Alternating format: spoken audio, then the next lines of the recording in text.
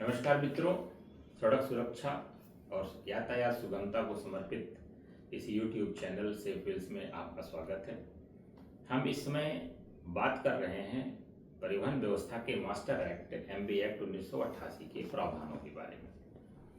विगत वीडियोज में हमने आपको अध्याय 2 के धारा 28 तक के सभी प्रावधानों को क्रमशः बताया और उनसे सुसंगत जो उत्तर प्रदेश सरकार की नियमावली है उसके नियमों के बारे में भी आपको मैंने परिचय कराया। अध्याय 2 बेसिकली ड्राइवर को समर्पित है। ड्राइविंग का लाइसेंस, ड्राइविंग के कर्तव्य, ड्यूटी इत्यादि को बहुत विस्तार से उसने बताया है।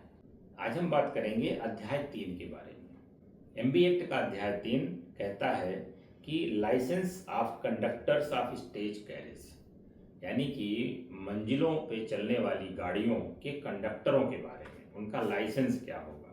कंडक्टर आप जानते हैं जिसको हम लोग कभी कभी खलासी कहते हैं, कभी कभी क्लीनर कहते हैं, और ये ड्राइवरों का एक तरह से हेल्पर होता है। ये प्रत्येक गाड़ी में इसको रखना ही रखना है जो पब्लिक ट्रांसपोर्ट में चल रही है, ट्रांसपोर्ट व्हीकल है, चाहे सवारी ढोती है चाहे माल ढोती है, उस पर एक हेल्पर होगा ड्राइवर के लिए। उसी को कंडक्टर कहा है अधिनियम ने, और हम व्यवहारिक भाषा में कभी कभी खलासी या क्लीनर कहते हैं।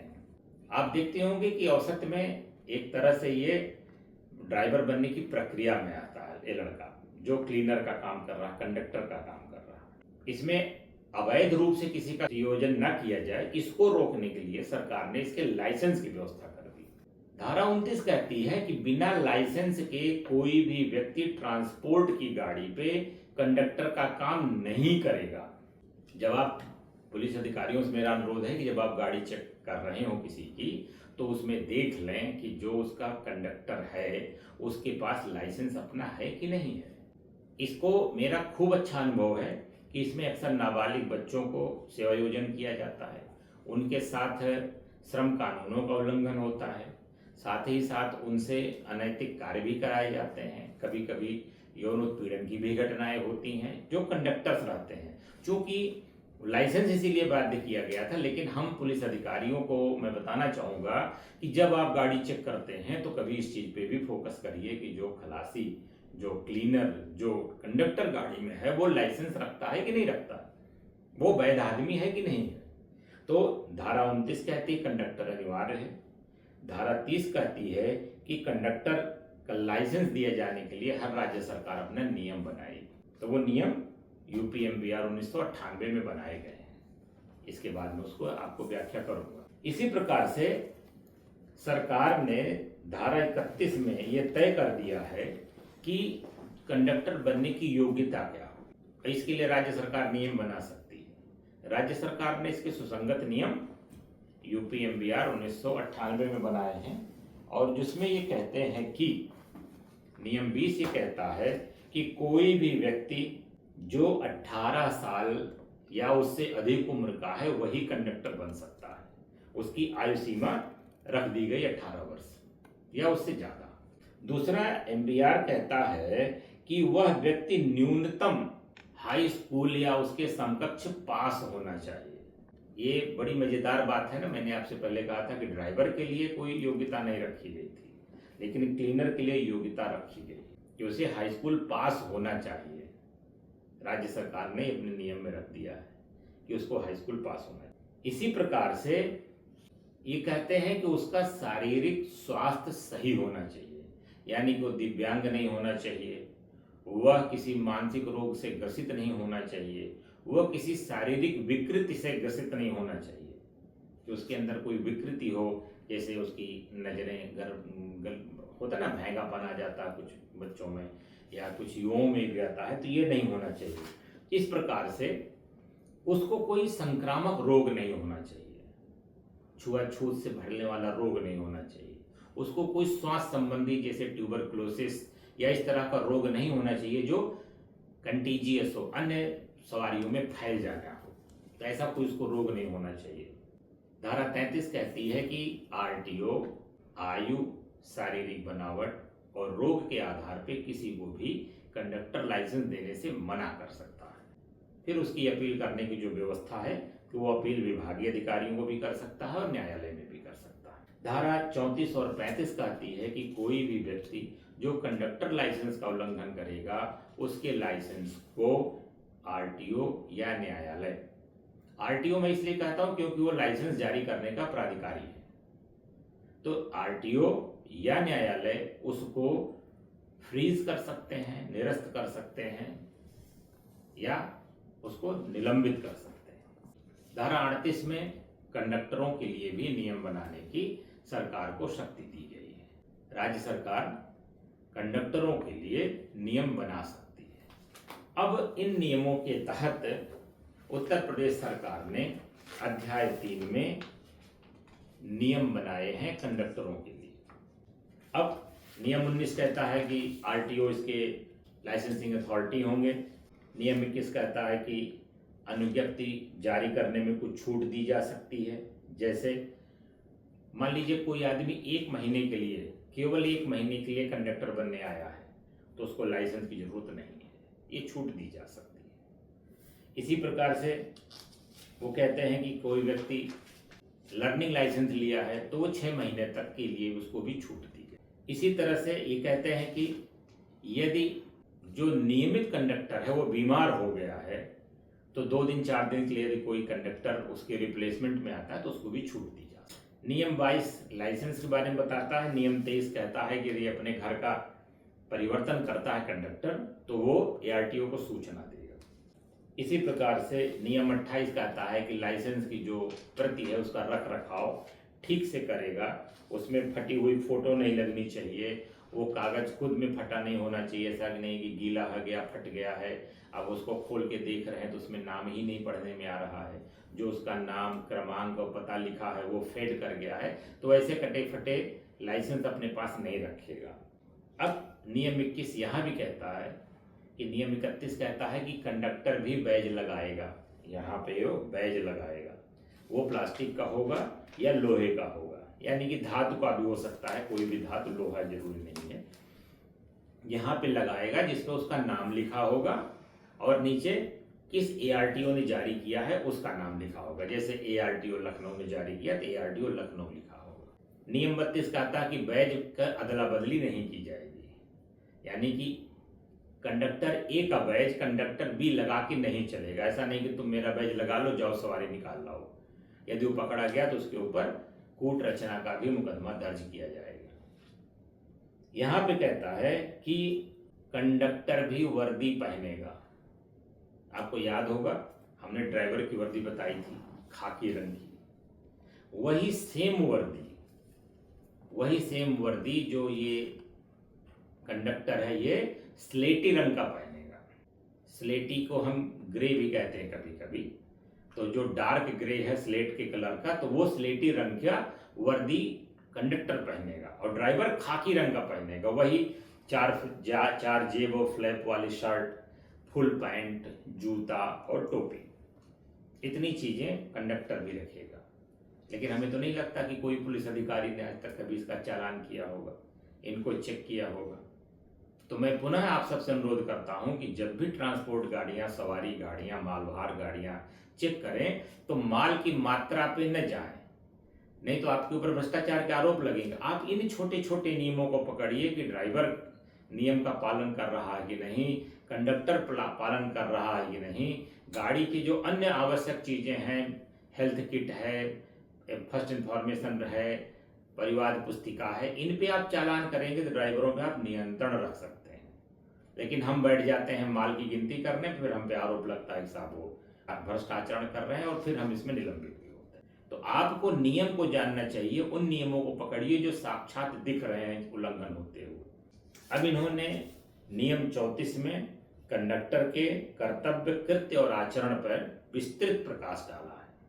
ये लगभग वही नियम है, वही आचरण है और मुझे पूरा विश्वास है कि जो ड्राइवर के लिए बताए गए थे उनसे थोड़ा ही ज़्यादा होगा। कुल मिला जुला के इन्होंने कुल 35 कर्तव्य बताए हैं कंडक्टर के। आपको याद है ड्राइवर के 26 कर्तव्य बताए थे, यहाँ पर 35 कर्तव्य हैं। कंडक्टर है क्योंकि कंडक्ट करता है पूरी यात्रा को। मैं आपको उसमें से चंद जो महत्वपूर्ण उनके बारे में बताता हूँ। जैसे ये कहता है कि ड्यूटी पर धूम्रपान नहीं करेगा, नशे की हालत में गाड़ी पर नहीं रहेगा और न कोई ऐसा नशा करेगा कि यह स्वयं के ऊपर नियंत्रण रखने में असमर्थ हो। चलते चलते गिर न पड़े, आए बाएं बोलने लगे, गाली गलौज न करने लगे, मानसिक नियंत्रण खो दे, शारीरिक नियंत्रण खो दे, यदि इस नशे की हालत में है तो उसको गाड़ी पे नहीं बैठाया जाएगा। ये कहता है कि यात्रियों के साथ नागरिकता और अनुशासित रीत से व्यवहार करेगा, ड्यूटी पर सदैव स्वच्छ वर्दी पहनेगा, गाड़ी को साफ सुथरी और स्वच्छ रखेगा, नागरिक और शांति रीत के सिवा सीमा शुल्क की मांग चुंगी पर नहीं करेगा, किसी अन्य गाड़ी पर चढ़ने वाले व्यक्तियों के मार्ग में बाधा उत्पन्न नहीं करेगा कि खींच खिला के अपनी गाड़ी में बैठा ले कि जल्दी हमारी सवारी हो जाए, निर्दिष्ट क्षमता से अधिक लोगों को नहीं बैठाएगा, निर्दिष्ट क्षमता से ज़्यादा सामान नहीं लादने की अनुमति देगा, किसी भी सवारी को खड़ा करके यात्रा नहीं कराएगा, कोई भी व्यक्ति जो किराया देने को तैयार है उसको गाड़ी पे बैठने से नहीं रोक सकता है, नहीं रोकेगा, इधर उधर कहीं नहीं घूमेगा। ऐसा नहीं कि गाड़ी छोड़ के घूम रहा है और लोग उसी को खोज रहे हैं, वो अपनी गाड़ी के नजरी लगाव में रहेगा, वहीं आसपास रहेगा। गाड़ी में किसी प्रकार की यांत्रिक खराबी आने पे तत्काल ड्राइवर को सूचित करेगा। गाड़ियों में कोई सामान ऐसा नहीं रखने देगा जिससे कि लोगों को चढ़ने उतरने में बाधा उत्पन्न होती हो। इसी प्रकार से रेलवे क्रॉसिंग के आसपास अगर गाड़ी रुक जाती है तो वह जाकर गाड़ी से उतर के बगल खड़ा रहेगा। एक बहुत महत्वपूर्ण निर्देश है कि यदि बिना फाटक की अनमैन्ड रेलवे क्रॉसिंग है तो गाड़ी स्टॉप लाइन पर रुकेगा, कंडक्टर जाके देखेगा कि दोनों तरफ दाहिने बाएं ट्रेन के इंजन की आवाज़ तो नहीं आ रही है। अगर इंजन की आवाज़ आ रही है तो गाड़ी रोक के रखेगा, यदि इंजन की आवाज़ नहीं आ रही तब क्रॉसिंग को वो पार करेगा। ये कंडक्टर का बहुत महत्वपूर्ण है सड़क दुर्घटना रोकने में भूमिका। इसी प्रकार कहता है कि ड्राइवर के सीट के लिए आरक्षित स्थान में कोई भी चीज़ नहीं रखेगा, किसी को बैठने नहीं देगा। ये कहता है कि कोई भी ऐसा सवारी जो बैठना चाहती हो, जो उतरना चाहती हो, उसको नियत स्थान के अलावा नहीं बैठाएगा। जैसे मैंने आपसे कहा था कि जो बस यात्री शेड होते हैं, जो हाल्ट पॉइंट्स होते हैं, हाल्टिंग पॉइंट से ही सवारी बैठाएगा और वहीं उतारेगा। इसी प्रकार ये कहता है कि किसी भी दूसरे गाड़ी के ड्राइवर या कंडक्टर को अपना परिवहन का व्यापार करने में बाधा उत्पन्न नहीं करेगा। ऐसा नहीं कि उनको सवारी न बैठाने दे, धमकाए या फिर वो डंडा लेके घूमे कि हमारे रहते दूसरा कैसे सवारी भर लिया। तमाम बाहुबली प्रकार के ट्रांसपोर्टर होते हैं तो उनके कंडक्टर भी बेअंदाज हो जाते हैं, तो ऐसा कुछ नहीं करेगा, नहीं तो उसके खिलाफ कार्रवाई हो जाएगी। इसी प्रकार से कहता है कि ड्राइवर की सहायता करेगा और पीछे की तरफ जहां ब्लाइंड स्पॉट बनता है, आप जानते हैं सवारियां बैठ जाती हैं, कभी कभी जो रियर व्यू मिरर वो काम नहीं करता है या साइड व्यू मिरर भी काम नहीं करता है। ऐसे में इसका कर्तव्य होगा कि ड्राइवर के पीछे जो ब्लाइंड स्पॉट बन रहा है वहां पर नजर रखेगा और पीछे की दशाओं के बारे में ड्राइवर को इंस्ट्रक्शन या कमेंट देता रहेगा। ये ड्राइवर लेन चेंज करना चाहता तो बताएगा कि हाँ पीछे खाली है, कोई गाड़ी नहीं आ रही, तुम बदल सकते हो। इस प्रकार से वो मदद करेगा। ये कहता है कि जब वह ड्यूटी पर हो तो यान का प्रयोग अविधिमान्य और अनैतिक प्रयोजन के लिए नहीं किया जाएगा। यानी कि कंडक्टर का दायित्व तो है कि गाड़ी से कोई अपराध ना किया जाए। कोई तस्करी करने वाला हो, कोई शराब ढो रहा हो या किसी का अपहरण करने के लिए गाड़ी लगा लें। जैसे आज ही समाचार पत्र में था कि ऑटो वालों ने एक युवक का अपहरण कर लिया, ले जाकर उसको मारा पीटा। तो ये ड्राइवर कंडक्टर की जिम्मेदारी है कि वो गाड़ी का अनैतिक व्यापार में इस्तेमाल नहीं होने देंगे, तस्करी में, अपहरण में या और किसी भी प्रकार के अनैतिक काम में मदद नहीं करेगा वो गाड़ी से। ये कह रहा है कि जब इंजन गति में हो तो ईंधन की टंकी में चलती गाड़ी में तेल ना भरेगा न निकालेगा। निकालना तो खैर बहुत दुर्लभ काम है, लेकिन भरना आसान है, लेकिन भरेगा नहीं। उन्होंने कहा कि चलती गाड़ी में कोई इस तरह के स्टंट ना हो कि वो हवाई जहाज की तरह उड़ते हवाई जहाज में तेल भर रहे हैं वैसे चलती गाड़ी में तेल भरने लग जाए, ऐसा कोई स्टंट रोड पे आप नहीं करेंगे। ये कह रहा कि शिशुओं, विकलांगों, गर्भवती महिलाओं, वृद्ध यात्रियों, गोद में बच्चा लिए हुए महिलाओं को गाड़ी चढ़ने उतरने में मदद करेगा। ये कंडक्टर के भी कर्तव्य है, ये ड्राइवर का भी कर्तव्य है कि अशक्त लोगों को मदद करेगा। ये कह रहा कि यान में किसी भी प्रकार से खतरनाक, ज्वलनशील और विस्फोटक पदार्थ लेके नहीं चलेगा। आप देखते हैं ना, लोग पिपिया में डीजल पेट्रोल ले लेते हैं या कभी कभी झोला भर के पटाखा ले लेते हैं।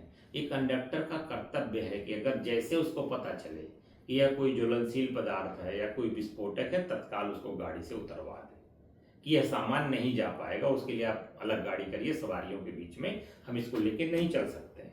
इसी प्रकार से ये कहते हैं कि कोई भी कंडक्टर जो माल वाहक गाड़ी पे लगा हुआ है, वो किसी भी सामान को नियत स्थान पे ही ड्रॉप करेगा, डिलीवरी उसकी सही जगह देगा। ऐसा नहीं कि संदिग्ध जगह हो या गलत जगह हो, बस माल उतारे हम चले आए। जब तक जो पता लिखा है बिल्टी में उस जगह न पहुंच जाए और जिस व्यक्ति को कंसाइनी बनाया गया है वो कंसाइनी न जब तक आ जाए, तब तक सामान आप उतार के नहीं भागेंगे। आपकी जिम्मेदारी है, उसमें आप लायबिलिटी आपके ऊपर है, ये ट्रांसपोर्टर की जिम्मेदारी है। इसी प्रकार से कहते हैं कि किसी भी यात्री को गाड़ी पे बैठने के लिए जोर जोर से आवाज़ नहीं लगाएगा। कंडक्टर लोग चिल्लाते रहते हैं ना, 2 सवारी अयोध्या, 2 सवारी अयोध्या।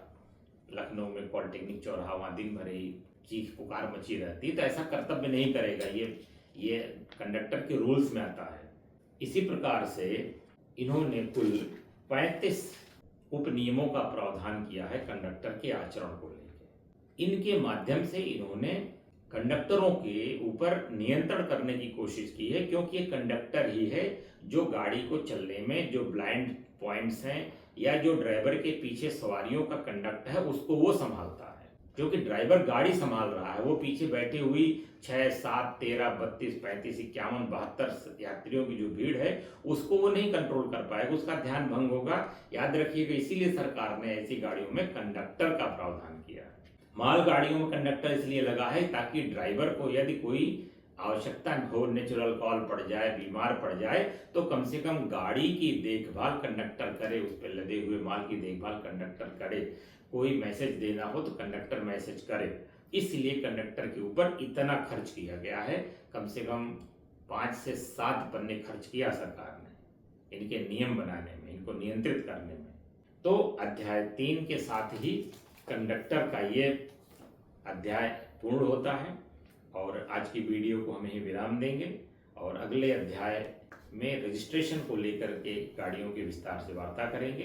तब तक बने रहिए हमारे साथ और हमारा साथ देने के लिए, सड़क सुरक्षा में हमारे इस मुहिम को मजबूत करने के लिए आप सबका बहुत बहुत धन्यवाद।